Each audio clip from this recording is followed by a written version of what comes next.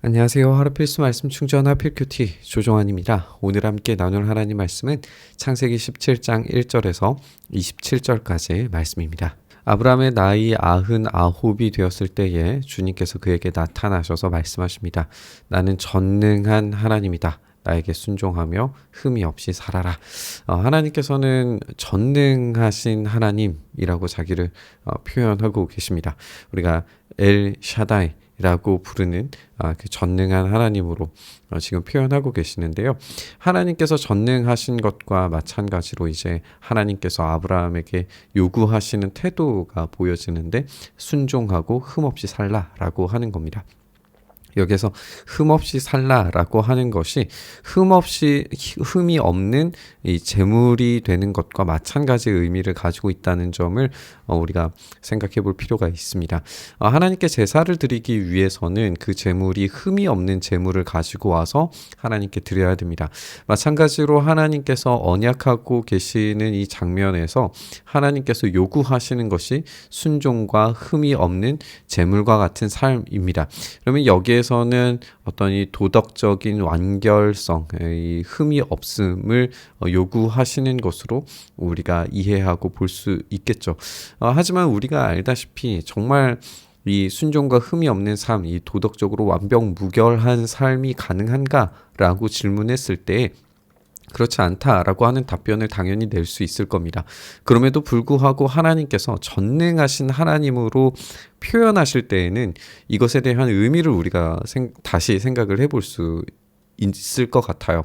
왜냐하면 우리의 힘으로는 가능하지 않다라고 하는 답변이 나올 수밖에 없겠지만 하나님께서 전능하신 하나님이시기 때문에 이 불가능한 삶을 가능하도록 만드시는 하나님의 능력이 사용되리라라고 그렇게 기대할 수 있는 거죠.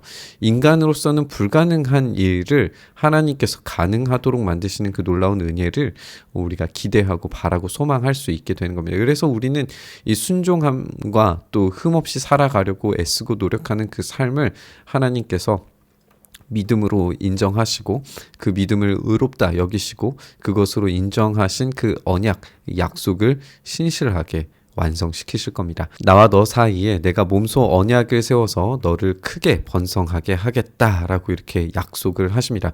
자녀에 대한 약속이라는 것을 우리가 확인을 할 수 있는데요.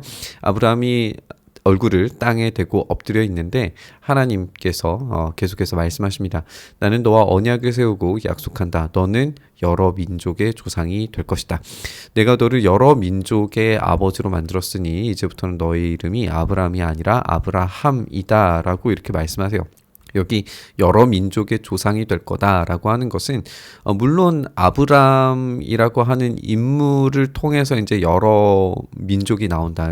이스마엘과 이삭을 통하여서 서로 다른 민족이 나오게 되겠다라고 하는 이야기로 우리가 받아들일 수도 있겠지만 오늘 우리가 본문에서 함께 살펴볼 때에 지금 할례를 받는 인물들이 누구인지를 생각을 해보면 이방인들도 포함되어져 있다는 것을 관찰하게 될 거예요. 그러니까 여기에서 여러 민족의 조상이 되게 만드시겠다라고 하는 것은 실제적인 혈육으로서도 물론 이제 다른 민족이 나오게 되겠지만 믿음의 조상으로서 생각할 때에는 이방인을 포함한 훨씬 더 많은 민족들에게 하나님의 언약이 이루어지고 또 성취되는 것을 보게 될 겁니다. 내가 너를 크게 번성하게 하겠다.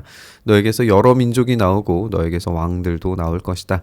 내가 너와 세우는 이 언약은 나와 너 사이에 맺는 것일 뿐만 아니라 너의 뒤에 오는 너의 자손과도 대대로 세우는 영원한 언약이다. 이렇게 말씀하세요. 그래서 이 언약이 단지 한 세대에 이루어질 것이 아니라 우리가 이전 본문에서도 살펴봤던 것처럼 이 아브라함의 자녀들이 후에 이 400년 동안 괴롭힘을 당하고 그 이후에 하나님께서 그것을 회복시키셔서 다시 약속의 땅으로 돌아오게 만드시는 일들을 하실 거예요. 그 모든 과정들 가운데에서 결코 실수나 실패함 없이 하나님께서 지키시고야 만다라고 하는 것이 대대로 세우는 영원한 언약으로서 제공되는 의미인 거죠. 이 언약을 따라서 나는 너의 하나님이 될 뿐만 아니라 뒤에 오는 너의 자손의 하나님도 될 것이다 이렇게 말씀하십니다. 지금 나그네로 사는 이 가나안 땅을 너와 내 뒤에 오는 자손에게 영원한 소유로 모두 주고 나는 그들의 하나님이 될 것이다 이렇게 말씀하십니다. 그래서 하나님께서는 이 언약을 지키실 때에 이 시간의 개념이 우리가 생각하는 개념과 다르다라고 하는 것을 우리가 한번 생각을 해볼 필요가 있을 것 같아요. 우리의 시간이 아니라 하나님의 시간으로 책정하신 그 영원을 통하여서 하나님께서 반드시 지키시고 또 성취하실 겁니다. 그렇다면 우리가 이 혈통적으로 나는 이스마엘과 이삭에 대한 이야기뿐만 아니라 여러 민족에게 하시는 이 언약으로 받아들인다면, 그래서 믿음으로 아브라함의 자손이 되는 사람들까지도 우리가 포괄해서 생각을 해본다면 이 의미, 영원까지 그 약속을 지키시고야 말겠다라고 하는 것이 어떻게 우리에게도 성취되어져 가는가를 함께 생각을 해봐야 할 것 같아요. 하나님이 또 아브라함에게 말씀하셨다. 너는 나와 세운 언약을 잘 지켜야 하고 내 뒤에 오는 너의 자손도 대대로 이 언약을 잘 지켜야 한다.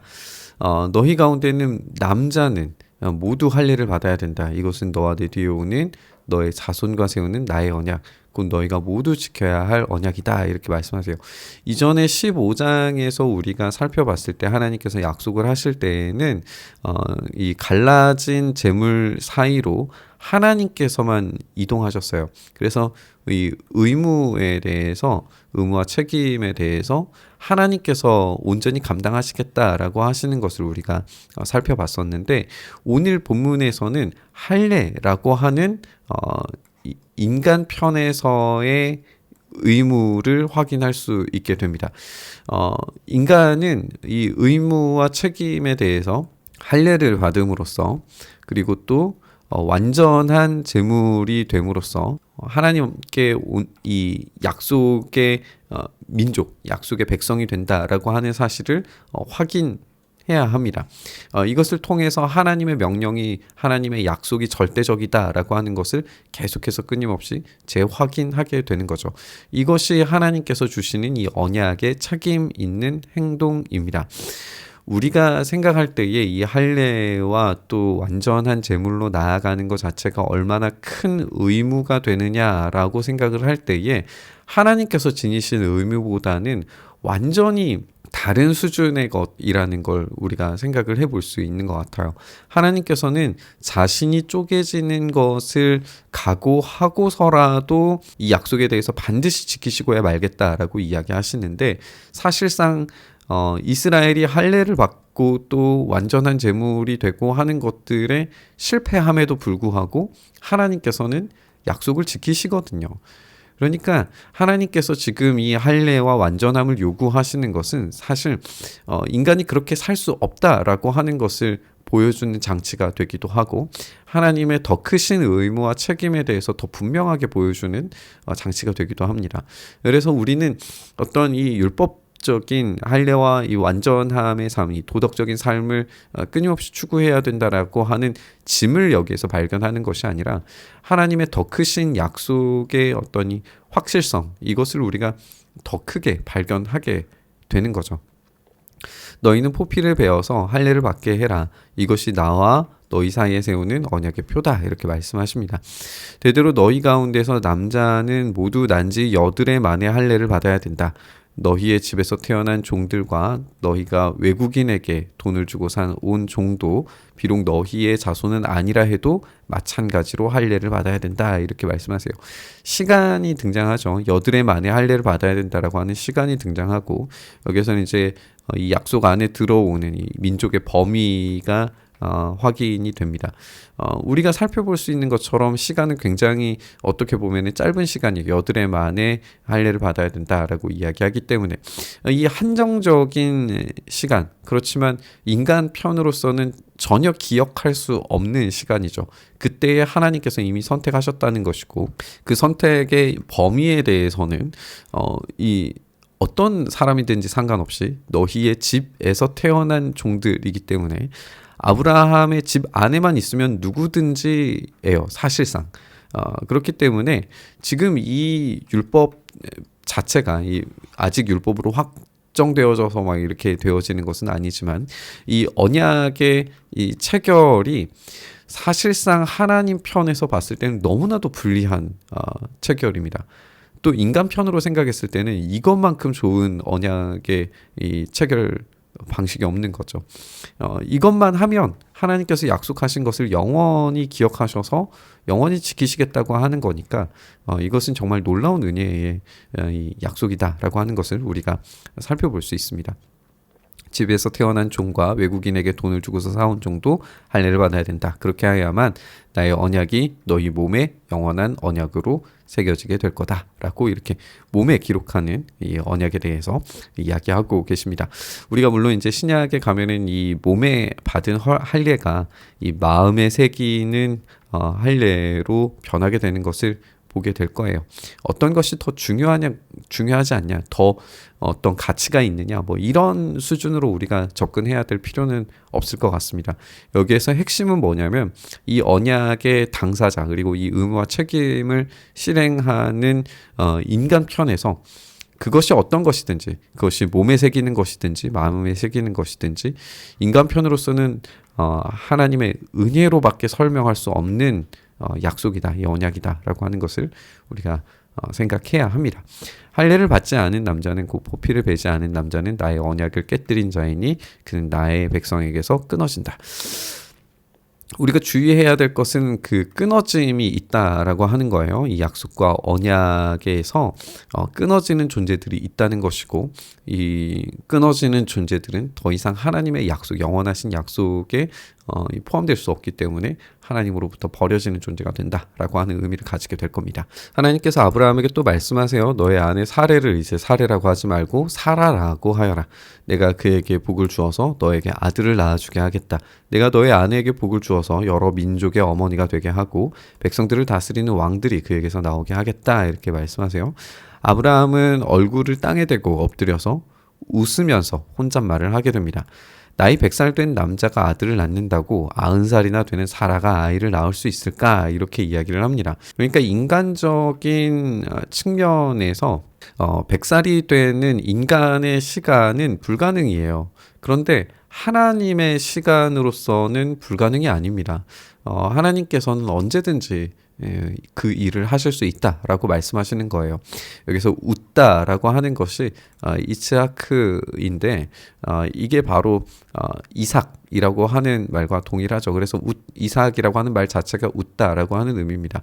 아브라함은 믿지 못해요. 그래서 웃습니다. 하나님은 그 이름을 웃음이라고 짓게 만드셔서 이 아브라함의 잘못된 생각을 교정하시는 걸 우리가 보게 될 겁니다.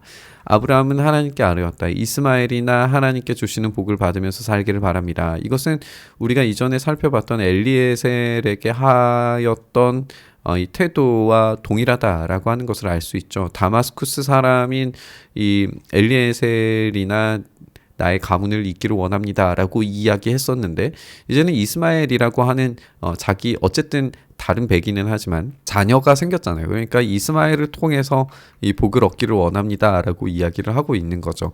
그런데 하나님께서 말씀하세요. 아니다. 너의 아내 사라가 너에게서 아들을 낳아줄 거다. 아이를 낳거든 이름을 이삭이라고 하여라. 이 웃음과 연결되어져 있다라고 이야기했죠. 내가 그와 언약을 세울 것이니 그 언약은 그 뒤에 오는 자손에게도 영원한 언약이 될 것이다. 우리가 이 언약을 세우다라고 하는 것이 할례와 연결되어져 있다라고 하는 것을 우리가 앞전 본문에서 가지고 올 수 있습니다.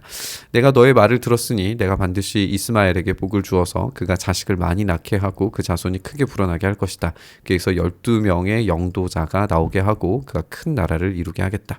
여기서도 12명의 영도자가 나타나기 때문에 이 12 야곱의 이 12지파를 생각나게 만들죠.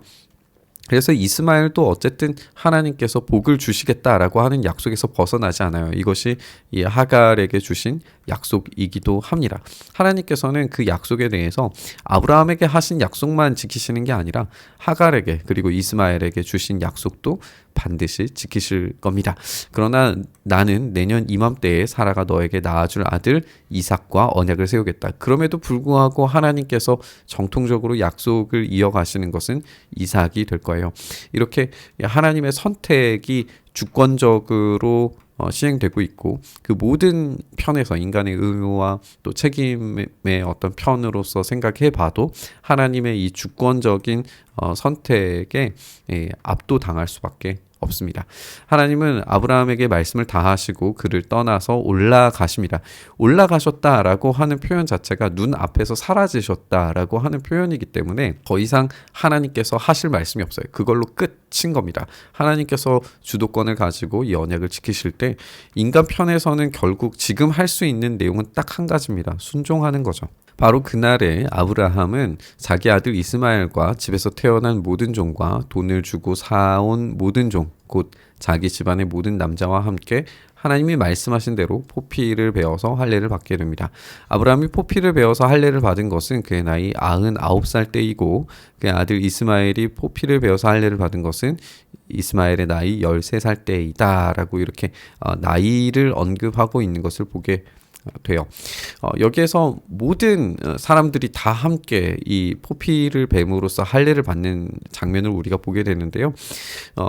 모두가 다 하나같이 이 할례를 받음으로써 얻게 되는 인간적 측면을 생각을 해보면 인간적 측면에서는 굉장히 취약해지는 상태입니다. 나이가 99세나 되는 이 나이가 많은 할아버지가 포피를 베어서 그 의료 도구가 완전하지 않은 상태에서 그 포피를 베어서 그리고 굉장히 취약한 상태에 놓여지고 있다는 것, 이것은 결코 안정적인 상태는 아닙니다. 불안전한 상태에 놓여져 있는 거예요. 그리고 이 모든 종들이 다 그렇게 포피를 베었다면 지금 이 집단이 가지고 있는 그 강대한 힘이 확실히 줄어드는 효과를 가지고 오게 됩니다. 그런 취약성들이 주변에 있는 사람들에게 어떻게 이미지로 다가오게 될까를 생각을 해보면 너무나도 손쉬운 먹잇감이 되는 거예요. 한마디로 말해서 이 약속을 수행함으로 인하여서 얻게 되는 결과물 자체가 굉장히 취약하고 연약한 상태로 나아가는 거죠. 그러나 이 연약한 상태에 빠졌을 때 누가 도와주시느냐? 하나님이 도와주신다라고 하는 믿음이 있어야 지금 이 일이 가능해지는 겁니다. 아브라함은 그 일을 실제로 실행한 것이고 그 약속에 따라 순종함을 통해서 하나님께서 복을 주시는 것을 우리가 살펴볼 수 있게 되는 거죠. 아브라함과 그의 아들 이스마엘은 같은 날에 할례를 받게 되어 집에서 태어난 종과 외국인에서 돈을 주고 사온 종과 아브라함 집안의 모든 남자가 아브라함과 함께 할례를 받았다 이렇게 되어져 있습니다. 우리가 계속 이제 강조되는 것처럼 아브라함의 집안에 있는 식구들 모두가 할례를 받게 되는 것을 보게 돼요. 그래서 이 언약 자체가 지금 사실상 어떤 이스라엘 민족에게만 적용되는 아주 차별적인 언약으로 이해되는 게 아니라 넓은 인종을 우리가 살펴볼 수 있게 돼요. 그래서 하나님의 언약이 이 차별함 없이 하나님이 주시는 은혜가 모든 민족에게 흘러갈 것이 기대가 되는 그런 본문으로 우리가 읽을 수가 있습니다. 우리가 함께 살펴본 것처럼 인간의 측면에서는 이것이 어떤 짐과 의무가 될 수 있는 것들이 하나님 편에서 생각을 해보면 너무나도 작은 것을 요구하고 계신다라고 하는 점을 우리가 생각해 볼 필요가 있어요. 우리는 그 약속을 지킴으로 인해서 굉장히 취약한 상태에 빠지게 될 거라고 생각을 하지만 사실은 하나님께서 그 취약함 가운데서 더 강한 힘과 더 놀라운 약속을 우리에게 제공해 주시는 것을 우리가 읽게 됩니다. 언약의 핵심이 바로 그건 것 같습니다. 취약한 상태로 나아가는 것. 하지만 그 연약한 상태 그 자체를 하나님께서 강하게 만드시고 더 놀라운 은혜로 우리의 삶을 바꾸시고 만들어 가시는 줄 믿습니다. 우리가 그 은혜의 약속을 기대하고 또 바라면서 우리 묵상의 자리로 나아가시죠. 주님, 그렇게 우리의 삶 속에 하나님의 놀라우신 은혜를 제공해 주시고 채워주시고 공급해 주시길 간절히 바라고 소망합니다. 주님의 은혜 앞에 우리의 삶이 온전하여지는 그 놀라운 은혜를 우리가 마음껏 경험하게 하시고 우리는 연약하지만 주님이 강하신 그 놀라운 은혜의 사건들이 우리 안에서 충만히 경험될 수 있도록 역사하여 주시옵소서. 그리고 우리 가운데 행하시기를 간절히 바라며 우리 주님 예수님 이름으로 기도드리옵나이다. 아멘.